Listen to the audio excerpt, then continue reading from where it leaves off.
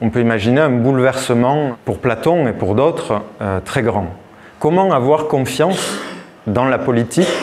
Comment avoir confiance dans le fait qu'on puisse changer les choses et aller vers une cité juste quand la cité elle-même condamne un de ceux qui étaient là pour la rendre meilleure?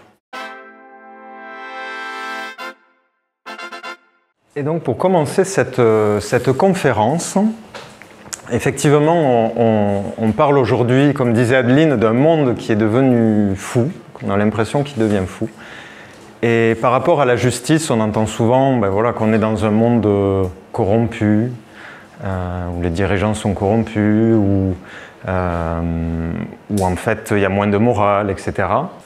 On ne prend pas forcément du recul sur notre époque, mais on peut se dire que Platon a vécu dans des conditions très similaires aux nôtres, pas au niveau technologique, évidemment il n'avait pas smartphone et autre chose, mais au niveau d'une crise politique, morale, etc. Il a vécu dans des conditions un peu comme nous. En fait, Platon, je vous ai rappelé ses dates, il a vécu au IVe siècle avant Jésus-Christ à Athènes. Il est né dans une famille aristocrate, donc en fait, il a eu une très bonne éducation, on va dire, il ne manquait de rien. Et on pourrait dire que Platon pouvait être destiné à une carrière politique, puisque même un de ses aïeuls était soi-disant Solon, du côté de sa mère, et Solon était appelé un des 7 sages de la Grèce antique, puisqu'il était législateur. Donc, ce Platon habite à Athènes, il vit à Athènes, dans une période qui est assez mouvementée. En fait, il naît à la fin du siècle de Périclès. Le siècle de Périclès, c'est le siècle des Lumières, on va dire, de la Grèce antique. C'est l'apogée de la Grèce antique. C'est le siècle où on construit le Parthénon à Athènes, où il y a ce fameux homme politique Périclès, où on trouve les plus grands artistes, les plus grands penseurs. Vous avez Socrate, Platon, Aristote qui va succéder. Donc c'est un siècle vraiment d'une apogée, et Athènes est une cité la plus puissante de Grèce, et elle est économiquement très forte. Sauf que tout a une fin, et il y a les cycles de l'histoire. Et quand Platon naît, ça commence à être la décadence. Donc Sparte, l'autre cité ennemie d'Athènes, va prendre le dessus. Et donc Platon va assister à la fois à une forme de démocratie, mais qui est assez corrompue, puis le passage à la tyrannie, avec la tyrannie de 30 gouvernants. Donc une période très, très instable, dans laquelle aussi les repères moraux, les repères d'idées sont très flous, en fait. Et Platon, en fait, va avoir un idéal de justice et de fonder une cité juste. Mais il va arriver un événement qu'il n'avait peut-être pas prévu. C'est qu'il était le disciple du fameux Socrate. Et Socrate va être accusé donc d'impiété et de corrompre la jeunesse. Il va être jugé et condamné à mort. Et on peut s'imaginer ce que c'est. Socrate était qualifié par l'oracle de Delphes, l'oracle de Delphes avait une importance très importante pour les Grecs, avait dit que l'homme le plus sage d'Athènes était Socrate. Socrate, il passait son temps dans les rues à questionner les gens et à essayer de trouver une forme de vie juste et morale. Et là, la cité d'Athènes et le peuple condamne Socrate, le plus sage, à mort. Et on peut imaginer un bouleversement pour Platon et pour d'autres très grand. Comment avoir confiance dans la politique? Comment avoir confiance dans le fait qu'on puisse changer les choses et aller vers une cité juste quand la cité elle-même condamne un de ceux qui étaient là pour la rendre plus meilleure et faire qu'elle aille vers plus de justice. Donc, bon, je ne vais pas m'étendre, mais Platon, après cet événement, il va voyager en Italie, rencontrer les pythagoriciens en Égypte, ce qui va beaucoup aussi l'inspirer sur la forme de société et l'idéal philosophique d'une société juste. Il va fonder l'Académie quand il va revenir à Athènes. Il est âgé de 40 ans. Il va fonder une école, l'Académie, qui va perdurer pendant presque 1000 ans. J'ai mis les dates jusqu'en 529, là où elle va être fermée pour des raisons politiques et entre autres parce que voilà, les autorités chrétiennes, entre autres, s'opposent à cette forme de philosophie. Pourquoi je vous ai raconté tout ça? Parce que ça nous permet de comprendre comment quelqu'un comme Platon, qui était animé d'une ambition de rendre la société plus juste, plus philosophique, qu'elle va se détourner d'une carrière politique à laquelle peut-être il aurait été amené. Et finalement, à travers toute sa philosophie, il va développer une pensée où il va se tourner plus vers l'éducation, et avec la grande idée que finalement, pour qu'il y ait une société plus juste, il faut des individus plus justes. Si on veut une société meilleure, ça ne peut passer que par des individus meilleurs, par un être humain qui est meilleur. Et pour ça, l'éducation philosophique au sens large et la philosophie va jouer un rôle majeur. Mais ce ne sont pas des réformes... il ne va pas chercher à faire des réformes rapides, ni à chercher une forme de révolution dans laquelle on change d'un gouvernement à l'autre. Non, non. Platon va chercher et c'est ce qui nous inspire beaucoup dans cette école aussi, c'est qu'il va chercher à rendre l'être humain meilleur, en tout cas à poser les bases d'une éducation pour l'être humain, pour que les changements se fassent dans le long terme. Et on peut dire que Platon n'a pas vu de ses yeux. Il a tenté des expériences en Sicile, notamment où il a essayé d'appliquer sa philosophie à Syracuse. Il était très ami avec le fils du gouvernant Denis de Syracuse. Son fils s'appelait Dion. Il a conservé toute sa vie cette amitié, mais malheureusement, quand il a commencé à poser trop de problèmes, que le gouvernant, enfin le tyran Denis, a vu qu'il n'avait plus forcément sa place en tant que gouvernant de la cité, bon, ben, il va vendre Platon comme esclave. Et oui, c'est pour dire que c'est certes un penseur, un grand penseur, mais il a aussi vécu des épreuves, un aventurier, on peut dire. Bon. Et il a tenté de faire cette cité idéale. Mais ça a inspiré aussi pendant des millénaires, en fait, sa philosophie va inspirer nombre de penseurs jusqu'à l'Antiquité tardive, la Renaissance et encore aujourd'hui. Alors, sans trop s'attarder, Platon va parler de la politique dans plusieurs de ses dialogues. Vous savez qu'il écrit toujours des dialogues où il fait intervenir Socrate, qui parle avec différents interlocuteurs.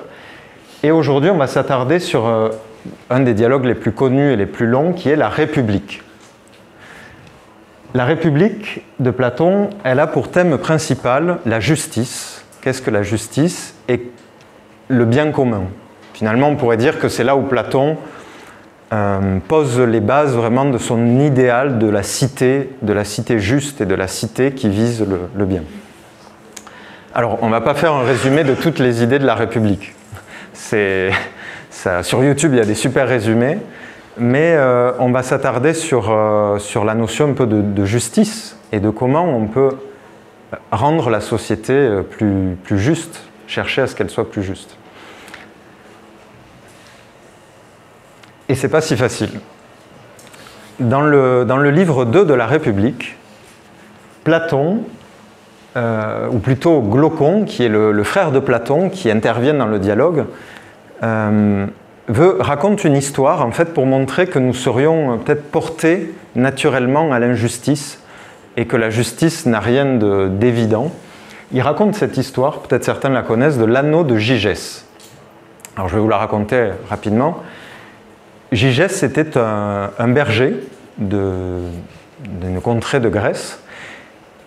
Et un jour, alors qu'il faisait paître ses troupeaux, un grand orage éclate, la foudre tombe, la terre se craquelle, et apparaît un trou béant dans la terre. Gygès s'approche, il voit là une sorte de grand homme qui est allongé, semble un cadavre, mais de grande taille, qui porte un anneau d'or au doigt. Alors il s'approche, il descend dans le trou, par curiosité, il prend l'anneau et il le garde avec lui. Et puis à un moment donné, sans réfléchir à rien, il tourne l'anneau, la bague à son doigt, et quand il la tourne, il s'aperçoit que ses compagnons qui étaient autour de lui commencent à parler de lui comme s'il était parti, comme s'il n'était plus là. Alors il se dit, mais je suis devenu invisible. Il recommence l'expérience, et il s'aperçoit qu'à chaque fois qu'il tourne l'anneau sur son doigt, il devient invisible. Et alors là, il va se rapprocher de la cour du roi, et il va se faire accepter auprès de la cour. Il va réussir à s'introduire grâce à cet anneau, toujours, grâce à s'introduire auprès de la reine, à la séduire, et finalement à comploter avec la reine pour destituer le roi, enfin plutôt tuer le roi, et prendre la place du roi. Donc ce berger de Lydie, Lydie c'est une contrée de Grèce, ce berger qui est Gygès, homme du commun, avec cette faculté de se rendre invisible, finalement commet les crimes, les plus grands crimes.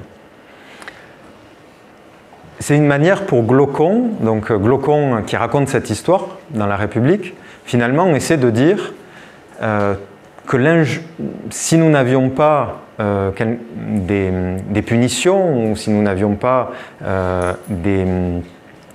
si nous n'étions pas, comment dire, je ne trouve pas les mots, réprimés, merci, finalement, l'homme le plus juste de la terre, que ce soit le plus mauvais ou le plus juste, finirait par succomber à ce désir de pouvoir ou de richesse et finirait par tomber dans l'injustice.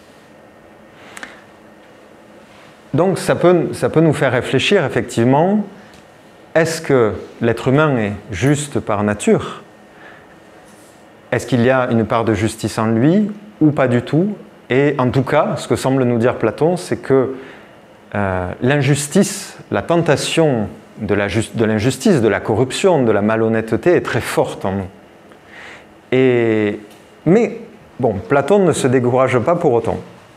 Je vous passe quelques explications et dialogues de la République pour arriver à une idée qui est essentielle dans la République. C'est que finalement, pour trouver la justice, il va falloir se tourner vers l'idée du bien et l'idée de la justice elle-même. Alors, on peut lire cette phrase, qu'il n'y ait pas de plus important objet d'étude que la nature du bien. C'est une chose, au moins, que tu as souvent entendue, car c'est précisément en recourant à cette nature que toute action, juste ou autre action analogue, en vienne à rendre service et à être utile. Alors cette phrase est importante parce que je vous passe beaucoup d'explications, mais il faut comprendre que Platon, dans la République, va essayer de définir la justice pas seulement par rapport aux actes justes ou à comment faudrait-il rendre la justice, quelles institutions, quelles lois faudrait-il, qui est une forme de justice extérieure, mais essayer de voir en quoi nous pouvons être justes, guidés par l'idée du bien. Finalement, cette idée du bien, de faire le bien, pour lui rejoint celui qui comprend l'idée du bien, va être également juste. Et ça nous amène à une conception de la justice qui est dans l'être humain. C'est-à-dire, c'est qu'est-ce qui fait que mon action est juste? Quelle intention, quelle posture, on pourrait dire, fait que je suis dans le juste ou pas? Parce que finalement, poser des critères de justice, ceci est juste, ceci n'est pas juste, c'est souvent assez relatif. Si je prends un exemple, par exemple, quelqu'un commet une faute, disons voler quelque chose, voilà, sur un étalage. Est-ce que c'est la même, est-ce qu'on va avoir la même réaction si c'est un enfant de 10 ans ou si c'est un adulte, et si cet adulte en plus, mettons, est quelqu'un qui a des responsabilités publiques, qui est un homme politique, dirigeant, et qui normalement se doit d'être exemplaire. Je dis normalement. Vous voyez, donc, comment, dans ce même cas qui est volé quelque chose, est-ce qu'on va avoir le même jugement, justement? Et finalement, ce sont des critères qui demandent soi-même de se positionner, d'être juste soi-même. Ce qui va amener Platon en fait, à faire une analogie entre la justice qui est à l'intérieur de nous-mêmes et la justice dans la cité. C'est-à-dire que Platon va chercher comment est-ce qu'on peut être juste par rapport à soi-même. Et là, il y a une image, un autre mythe que je vais vous raconter rapidement, qui va nous aider, qui est le mythe de l'attelage ailé. Certains connaissent ? Certains, oui, ont déjà suivi les cours. Ce mythe de l'attelage ailé, il le raconte, il le récupère dans la République, mais il le raconte dans un autre dialogue qui est le Phèdre. Il nous raconte que l'âme humaine, donc à l'intérieur de notre âme, la psyché en grec, elle ressemble en fait à un attelage ailé avec des ailes, dans lequel il y a un cocher, que vous voyez derrière moi, et 2 chevaux, un cheval blanc et un cheval noir. La partie, le cocher va correspondre en fait à la partie rationnelle qui est en nous-mêmes, c'est-à-dire la raison. On peut situer symboliquement, ça serait la tête, en fait, et la pensée, ce qu'il y a de plus élevé dans l'âme, et pour les Grecs, pour Platon, ce qui est le plus proche du ciel et des dieux, la partie la plus divine en l'homme, le siège de la raison. Le cheval blanc, lui, représente la partie qu'on va appeler irascible. Irascible, c'est la racine du mot qui donne colère, mais aussi que Platon va associer à la qualité du courage, comme on va voir après. On pourrait l'associer au cœur, symboliquement. Je parlais de la tête, là c'est le cœur. Le cheval blanc, c'est celui qui est disposé à aller dans la bonne direction, qui est disposé à se mettre au service de ce qui est juste, de ce qui est bon, à condition que le cocher qui représente la raison, je ne sais plus si j'ai dit, le cocher représente la raison, qu'il guide bien l'attelage. Et enfin, ce cheval noir représente la partie la plus instinctive que Platon va appeler concupiscible, c'est-à-dire la partie désirante, qu'on peut associer au ventre, à la partie plus instinctive, l'envie de manger, l'envie d'assouvir des choses qui nous manquent.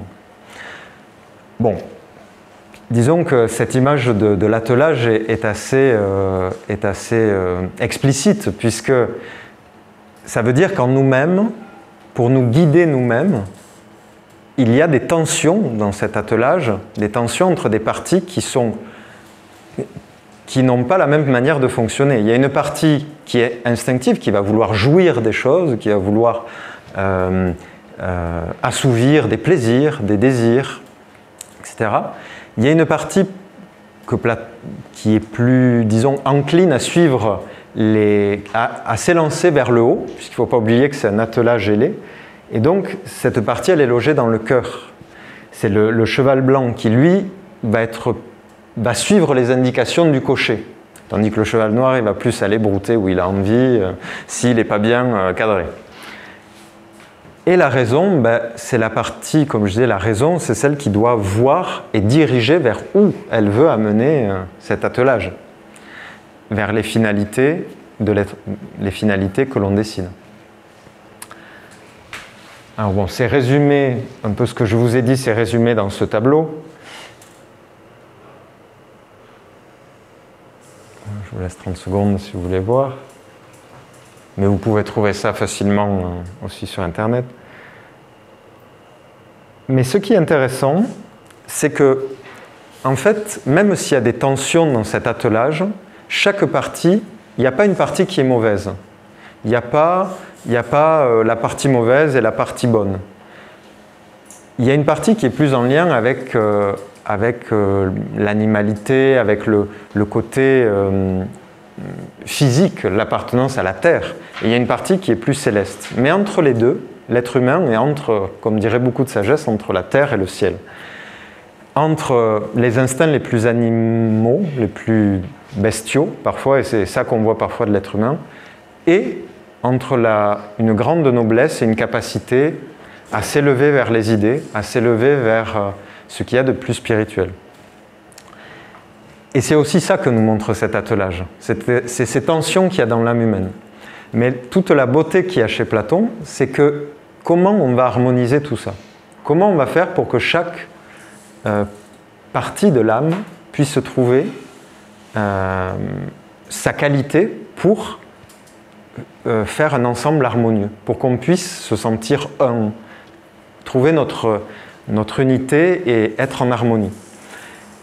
Et on y reviendra après, mais pour Platon, il fait l'analogie avec la cité. C'est-à-dire que, de même qu'à l'intérieur de nous-mêmes, on doit harmoniser des parties contradictoires, dans la cité, on va devoir harmoniser en permanence des parties contradictoires, qui sont analogues à celles de l'âme humaine. Alors on va voir un peu quelles sont les qualités que cet attelage doit avoir. Les qualités, je fais une petite parenthèse, les qualités, les anciens philosophes les appelaient vertus. La vertu d'une chose, c'est un mot un peu désuet aujourd'hui. La vertu, vous savez, quand on dit la vertu d'une plante, c'est son essence, c'est à la fois son essence et ce qu'elle produit. Si on dit, voilà, la lavande, par exemple, a une vertu apaisante, si je ne me trompe pas, l'ortie a une vertu urticante, bon, c'est que c'est le pouvoir, quelque part, que cette plante, elle a. Et les vertus sont les forces, si on veut, de l'âme humaine.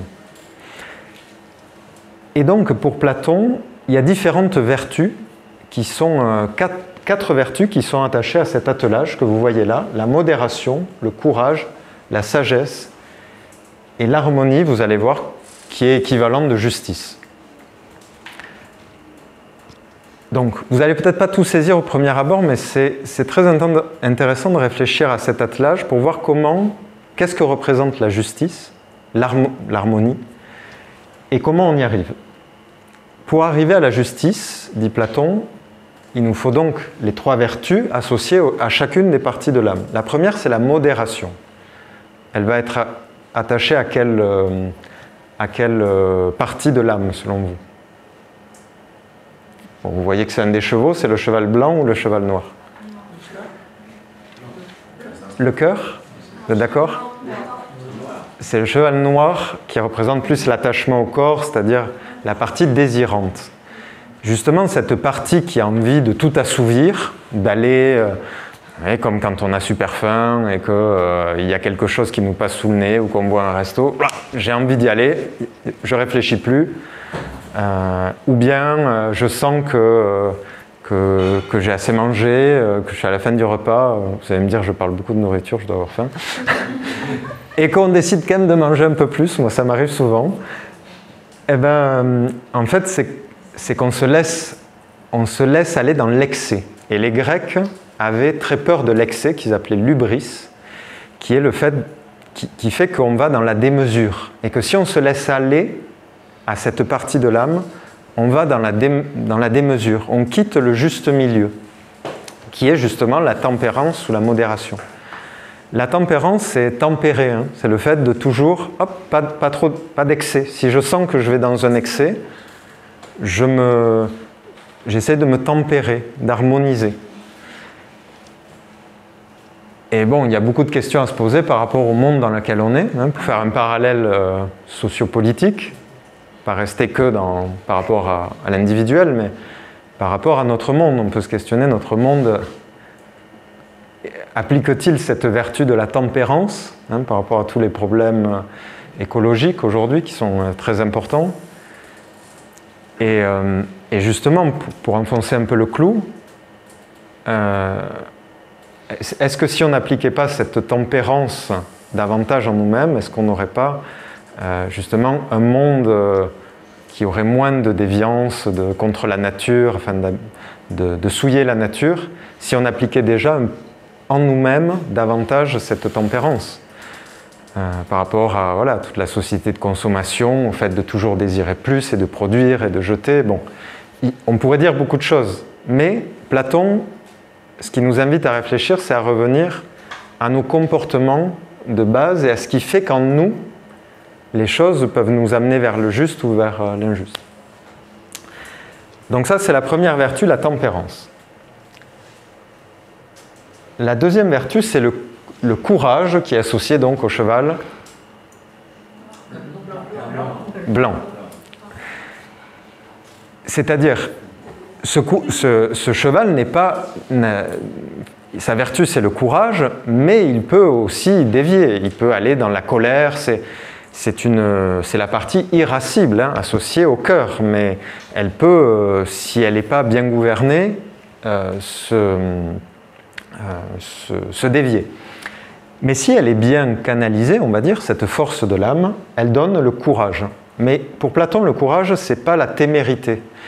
C'est vrai que c'est aussi savoir aller au-devant du danger, de savoir prendre des décisions difficiles, mais ce n'est pas que ça. Pour Platon, le courage, il est synonyme de force d'âme, force de caractère. C'est ce qui fait, c'est la phrase qu'il y a là, qu'en toutes circonstances, on garde dans son âme le jugement droit et conforme à la loi. Qu'on soit dans des conditions de danger, où on est en danger, dans des conditions où on pourrait être corrompu, où on garde une rectitude d'âme. Et donc, cette vertu est très importante parce que ça veut dire que c'est celle qui va préserver finalement de la tentation de se corrompre, de choisir la facilité au lieu du devoir. Et le courage, c'est aussi la racine cœur. Hein. Le mot courage, il vient de la racine latine cœur, cordo. Et c'est ce qui fait que l'âme peut s'élever vers sa partie la plus noble, qui est représentée par le cocher, qui est la raison. C'est un peu ce qui donne les vertus aussi d'honneur, de sens du devoir. C'est là que va finalement avoir les impulsions les plus nobles qui permettent d'aller vers ce qui est juste. Et pareil, si on applique au niveau sociopolitique aujourd'hui, on peut se demander dans quelle mesure nous-mêmes on applique le courage dans notre vie, mais aussi dans la société. Est-ce que les personnes qui ont des responsabilités publiques font preuve de courage, d'incorruptibilité et de force d'âme? Bon, je vous laisse réfléchir. La troisième vertu, en lien donc avec le cocher, la raison, c'est la sagesse ou prudence. Donc là, c'est la prudence, c'est pas la prudence au sens où j'ai peur d'y aller, je suis un peu timoré, non. C'est la prudence dans le sens de réfléchir, d'une réflexion avant l'action. Et pour Platon, c'est une vertu qui est peut-être plus difficile que les autres parce qu'elle demande de maturité de l'individu. C'est celle aussi qui va être la plus importante pour ceux qui gouvernent. Puisque c'est la capacité, et c'est le sens de la phrase, de pouvoir juger des choses, pas seulement par rapport à soi, mais par rapport à la cité tout entière. De délibérer, je ne vous cache pas l'écran, délibérer des questions par rapport à la cité tout entière et de savoir quelle est la juste décision à prendre ou pas. Donc c'est une capacité de discernement, hein, de discerner ce qui est bon, pas bon, et c'est jamais facile, surtout pour ceux qui dirigent. Il y a toujours, il faut avoir une finesse de jugement. Donc, c'est sagesse ou prudence, hein, on peut le traduire. Si ces trois vertus sont appliquées, autrement dit, si cet attelage de l'âme est en ordre et que chaque partie agit dans ce qui lui est propre par rapport à sa vertu et joue son rôle, si chaque partie joue son rôle, on va avoir justement la justice, c'est-à-dire l'équilibre dans l'âme. Au lieu que, par exemple, comme je disais tout à l'heure, au lieu que nos appétits, entre guillemets, c'est-à-dire nos désirs, nos impulsions spontanées, dirigent notre vie, ça serait l'âme qui n'est pas ordonnée de manière juste. Au contraire, si chaque chose est à sa place et que la raison nous guide avec les impulsions du cœur et qu'on agit et qu'on sait se tempérer, on va arriver à la justice. Et pour Platon, la justice est synonyme d'harmonie. C'est-à-dire c'est comme dans la musique. Dans la musique, il y a des instruments différents si on joue dans un ensemble. Et même dans une musique, il y a différentes notes, mais qui ensemble, séparément, bon, elles ont des différences, mais ensemble, elles créent une harmonie. Et c'est de la différence que crée l'harmonie. Ça, c'est quelque chose que je pense qui est intéressant à réfléchir, parce qu'on a tendance souvent à, je ne vais pas trop développer là-dessus, on pourra peut-être en parler après, mais à confondre un peu la justice et l'égalité. Et en se dire, voilà, si tout le monde est égaux, c'est juste. Si une société où tout le monde est... Mais est-ce que ça existe, une société où tout le monde, où tous les individus sont égaux? Je pense que non. Et heureusement. Donc la quête de justice, c'est une quête d'harmonie dans la différence. C'est une quête d'unité dans la diversité. Que ça soit en soi-même, pour comprendre les différentes parties en nous-mêmes qui peuvent se confronter et donner à chacune sa juste place, mais aussi dans le collectif. Si chacun apporte ce qui lui est propre et sa qualité propre, alors il peut naître une harmonie dans la société. Comme dans une musique, avec des instruments différents, s'ils sont bien placés et si on joue ensemble par rapport aux caractéristiques de chacun, il va se dégager quelque chose.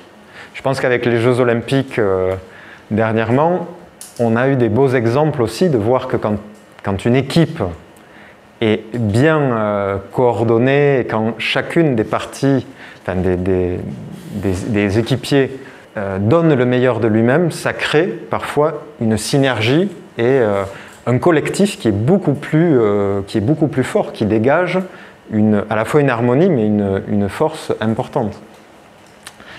Alors pour pas que ça reste tout ça juste abstrait et aussi pour faire une petite pratique philosophique et donc s'aérer un petit peu l'esprit. Donc Platon donne lui-même cet exemple de musical par rapport à tout ce que je viens d'expliquer, c'est-à-dire cette harmonie entre les trois parties de l'âme. Il explique que effectivement, c'est comme dans une harmonie musicale, l'harmonie entre des notes ou des individus qui vibrent à des degrés différents, de façon différente, ou qui n'ont pas les mêmes qualités. Donc c'est très intéressant aussi, je pense, la musique pour voir quand on veut s'accorder pour chanter, pour jouer. Et on sait que c'est pas facile de jouer ensemble, parce que ça demande à la fois de savoir exprimer la note au juste, ou de savoir jouer d'un instrument, et aussi de se coordonner avec les autres. Et c'est là la difficulté aussi de cet idéal politique, que chacun puisse donner la note juste, donner le meilleur de lui-même, et en même temps s'harmoniser avec les autres. Et comme disait Daniela, c'est très intéressant, c'est qu'en même temps, si on a cet objectif-là, si c'est ça le projet de société, on arrive à s'ajuster. Et ceux qui ont telle qualité apportent ce qui manque à certains, et inversement, les autres donnent certaines qualités aux autres. Mais encore faut-il avoir un projet de société ou un idéal de société qui nous amène vers cet idéal d'unité dans la diversité. Ce qui n'est pas forcément le cas aujourd'hui, ou idéal de justice si vous voulez. Mais comme on va le voir à la fin aussi, ça demande d'être un petit peu philosophe. Bon, alors tout ça est très beau, mais Platon n'est pas non plus un utopiste. Et ce qui est très intéressant avec Platon, c'est qu'il parle aussi des altérations de l'âme. C'est-à-dire quand l'âme se corrompt et que ses qualités ne sont pas là, il y a une altération. Et il va donner différents niveaux d'altération qui peuvent survenir voilà, dans toute société. Et c'est pour ça que ce qui est intéressant, c'est qu'il y a beaucoup de choses qui peuvent nous renvoyer à la société d'aujourd'hui. C'est qu'il y a des mécanismes que déjà Platon a pu voir à son époque, qu'il a pu comprendre, et qui sont dans la société d'aujourd'hui aussi. Alors, quelles sont ces 4 altérations de l'âme? On va passer un petit moment sur chacune. Platon nous dit qu'à un moment donné, il peut arriver, même quand la société et le collectif est dans une certaine justice, dans une certaine harmonie, c'est-à-dire qu'il est guidé par l'ambition de donner le meilleur de soi, l'excellence, il peut arriver d'abord dans l'âme la jalousie. Alors qu'est-ce que Platon entend par la jalousie? C'est le fait qu'à un moment donné, je vais envier quelque chose chez l'autre, ou je vais envier, pourquoi pas, une autre partie de la société. Mais d'où vient la jalousie? Elle vient du fait que finalement, je ne trouve plus en moi ce qui me rend heureux, ce qui me donne le sentiment d'être utile et de m'épanouir. Et à ce moment-là, je vais commencer à désirer ce qui est à l'extérieur de moi, à le voir pas comme quelque chose qui peut m'inspirer, mais je désire ce que je n'ai pas, mais je le vois à l'extérieur de moi. Et c'est une sorte de vide intérieur presque. C'est quand on n'a plus le sentiment d'être comblé, de trouver le sens dans ce qu'on est, et qu'on commence à vouloir ce qui est à l'extérieur. Et la jalousie va amener à une forme d'avidité, c'est-à-dire du fait qu'on n'est plus comblé à l'intérieur de soi, on va commencer à vouloir de plus en plus. Mais j'ai oublié de dire quelque chose que précise Platon par rapport à la jalousie, c'est qu'une société qui serait gouvernée un peu par cette carence, on va dire, qui est la jalousie, cette altération, donnerait une société dans laquelle on va chercher les honneurs, dans laquelle ce qui est important, ce n'est pas ce que je suis vraiment, mais ce que je montre, c'est pour ça, vous voyez, j'ai bien aimé cette image avec le petit trophée, parce que c'est celui qui montre le plus. C'est-à-dire qu'on a perdu l'aspiration à la justice, l'aspiration à faire le bien en soi et autour de soi. C'est très fort hein, quand c'est à méditer, parce que pour Platon, c'est la racine de ce qui fait qu'une société se corrompt. Et donc, je disais, la jalousie va donner l'avidité, qui est le fait qu'on va vouloir toujours plus. Et ça donne aussi l'avarice, qui est le fait de garder. Et cette altération de l'âme va donner dans la société, une société dans laquelle certains s'enrichissent de plus en plus au détriment d'autres. Donc une société où les écarts de richesse, les écarts sont de plus en plus grands.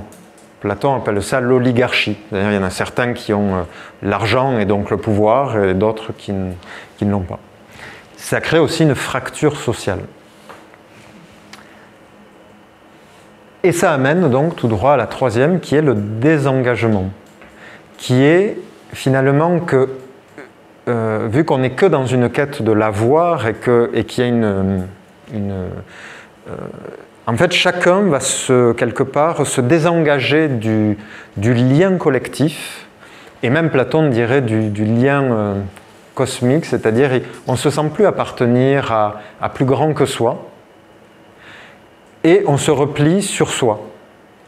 une forme, ce qu'on appellerait aujourd'hui l'individualisme, mais qui se traduit aussi par une forme de désengagement. C'est-à-dire, je ne peux plus me mettre au service de quelque chose qui me dépasse, je ne suis pas sensible à ce qui est juste et à mon devoir, mais seulement à ce qui me plaît. Et cette quête d'avoir, hein, si on revient à l'avarice, ce désir de posséder donne finalement une société où on jouit, et ce qui devient le plus important, ce sont mes plaisirs, mon petit bien personnel. Et c'est quelque chose que Tocqueville, je ne sais pas si je fais un parallèle avec Tocqueville, qui est un philosophe, sociologue dans les années 1800, au début de la démocratie américaine, aux États-Unis, qui écrit de la démocratie en Amérique. C'est intéressant parce qu'il analyse justement comment la société, petit à petit, les gens se tournent vers leur entourage proche, leur petit bien personnel, et que toute leur vie est orientée vers ça et moins vers le bien de la société en général. En gros, arrivé là, le désengagement, le bien collectif n'a plus aucun sens. C'est une abstraction, au mieux. Et c'est pour ça que j'ai bien aimé cette image aussi, parce que en fait, il y a tout le monde, ils ont des petits mois sur le t-shirt, et il y en a un qui dit « les autres ont des droits », et eux ils répondent « on s'en fout ». Donc c'est aussi quelque chose qu'explique Platon, c'est que cette forme de société qui est gouvernée par le plaisir et voilà, une forme de repli sur soi va constituer une masse, mais pas une masse, comment dire, éclairée. C'est plutôt chacun est dans sa bulle, mais on fait masse. Je ne sais pas si je m'exprime bien, mais c'est... Et tout ça va conduire à la servilité. Et la servilité, ce qui va amener ce que Platon appelle la tyrannie. C'est-à-dire que l'individu étant livré à lui-même, à ses plaisirs, à ses désirs, à un moment donné, cette société ne peut pas fonctionner comme ça, et il se crée un besoin d'ordre, et en fait chacun devient un peu esclave de lui-même presque. Et ce qui fait que ça amène une forme de servilité, et que c'est là que le tyran, ce que Platon appelle le tyran, aujourd'hui on appelle ça... pardon ? Un dictateur, merci, je cherchais le mot, un despote, va prendre le pouvoir pour lui, et non pas pour le bien collectif. Et souvent, Platon le dit hein, comme ça, au début il va apparaître très doux, parce qu'il va ramener l'ordre, parce qu'il va permettre de rassurer, parce qu'il va savoir utiliser la force aussi. Et on peut voir des situations politiques comme ça, c'est très classique. Mais petit à petit, il va évincer ce qui le dérange autour de lui, et tout ce qui va dans le sens de quelque chose qui remettrait en cause son pouvoir est évincé. Bon, c'est une définition un peu, disons, le prototype, si vous voulez, du tyran que dessine Platon. Mais c'est intéressant de voir que pour Platon, c'est l'individu, c'est la grande fragilité morale, la fragilité intérieure de l'individu qui amène ce type de société. Et c'est pour ça que j'ai pris l'image d'une cage, parce que finalement, c'est l'âme qui est enfermée en lui-même, en elle-même. C'est-à-dire que l'individu devient esclave un peu de lui-même, au lieu de pouvoir exprimer ce qu'il a de meilleur, comme on voyait tout à l'heure. Donc finalement, ça nous montre comment sortir de ça, comment sortir de cet état des choses. Quand on arrive à l'altération, aux différentes altérations de l'âme, eh bien finalement c'est l'éducation. L'éducation au sens large, disons, pas seulement éduquer les enfants ou voilà, dans un programme de la jeunesse. L'éducation au sens de chercher à rendre les individus meilleurs tout au long de la vie, et c'est finalement par un un idéal qui rende les êtres humains meilleurs, qu'on va pouvoir repartir à partir de l'individu. Comme je disais au début, si vous voulez, Platon, comme d'autres aussi philosophes, ne croit pas au fait qu'on peut changer les choses d'un coup. Parce que même si on changeait le régime politique ou les lois ou qu'on fait une révolution, bien souvent on s'aperçoit dans l'histoire que s'il n'y a pas un vrai changement intérieur, les choses reviennent un peu où elles en étaient. Et qu'il faut un changement intérieur pour que les choses puissent changer vraiment. Alors, j'ai mis l'allégorie de la caverne que certains doivent connaître, c'est sûr. On ne va pas développer, mais c'est pour dire que justement Platon, au livre 6, à peu près à la moitié de la République, quand il va parler de l'éducation, il va parler de cette allégorie de la caverne. C'est-à-dire que pour sortir finalement de ses propres illusions, de ses propres opinions, pour aller vers le juste, le vrai, mais aussi pour sortir des illusions de la société et de tout ce qu'il peut y avoir de trompeur, il faut que chaque individu, au moins ceux qui prennent conscience, fassent ce chemin pour sortir de la caverne, qui est un processus pour se mettre au monde soi aussi, en fait. C'est-à-dire sortir de la caverne et, comme dirait Platon, arriver jusqu'à la contemplation du soleil, qui est l'idée du bien. Mais pas pour rester dehors et contempler comme un philosophe qui a vu la beauté du monde et la beauté des idées et qui resterait là tranquille. Non, pour Platon, c'est le rôle du philosophe, c'est de redescendre dans la caverne, c'est-à-dire qu'il peut représenter à la fois le monde et la société et le domaine de l'action. Et en fait, il s'agit de se mettre au service de la cité. Et que celui qui a une conscience de ce qui est juste et qui comprend avec plus de recul le fonctionnement, son propre fonctionnement et celui de la société, doit pouvoir se mettre au service du collectif. Et on parle du philosophe roi parfois, parce que Platon voulait le philosophe roi, parce qu'il disait que tant que les philosophes ne seraient pas rois ou les rois philosophes, il y aurait pas vraiment de cet idéal de justice ne pourrait pas s'appliquer. Et finalement, c'est un idéal éducatif, en fait. Et c'est surtout parce que le philosophe, par rapport à la question du pouvoir, le philosophe, selon Platon, est celui qui aura le moins envie de gouverner. Et c'est pour ça qu'il faut presque le pousser pour re-rentrer dans la caverne, et sinon il préférera rester dans des occupations qui ne le mêlent pas aux difficultés de la vie, aux difficultés du vivre ensemble. Mais c'est celui qui est le plus à même de gouverner parce qu'il ne désire pas gouverner pour lui, mais par rapport à ce qui est juste.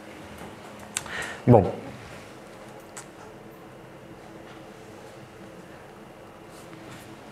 Disons que cette ascension au dehors de la caverne dont parle Platon, c'est l'ascension vers l'idée du bien qui représente le soleil et qui est en lien aussi avec le juste, le bon, le beau, le vrai.